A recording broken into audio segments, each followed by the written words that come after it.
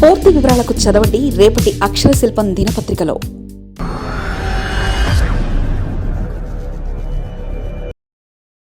Bharat Google సరికొత్త బంధం. ప్రధాని మోదీతో సుందర్ పిచాయ్ భేటీ.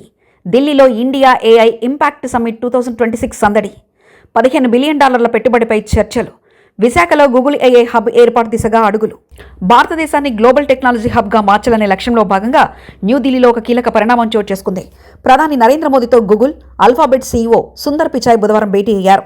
ఢిల్లీలోని భారత్ మండపంలో జరుగుతున్న ఇండియా ఏఐ ఇంపాక్ట్ సమ్మిట్ 2026 సందర్భంగా వీరిద్దరూ భవిష్యత్తు సాంకేతిక పోకడలపై సుదీర్ఘంగా చర్చించారు.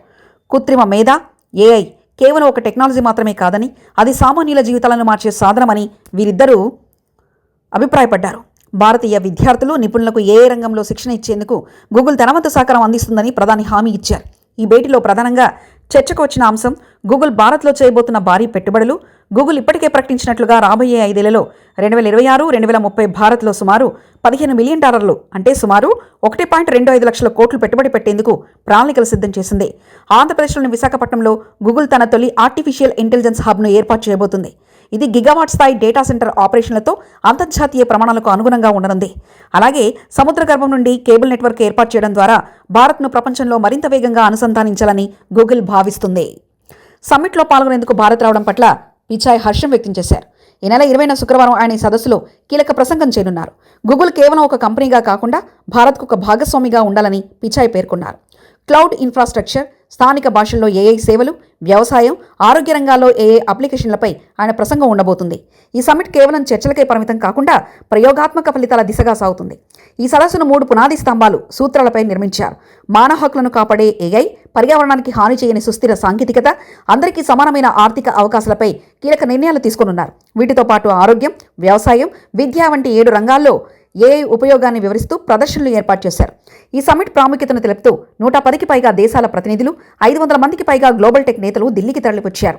Open AI CEO Sam Altman, Microsoft ప్రతినిధులతో పాటు ఇతర దిగ్గజాలు కూడా పాల్గొంటున్న ఈ సదస్సులో ప్రధాని మోదీ మాట్లాడుతూ భారత్ ప్రపంచానికి ఏఐ పరిష్కారాలకు అందించే దేశంగా ఎదుగుతుందని ఆయన ఆశాభావం వ్యక్తం చేశారు. సదస్సులో భాగంగా ఏర్పాటు చేసిన పోటీలలో యువ ఆవిష్కరణల కోసం భారీ బహుమతులను ప్రకటించారు.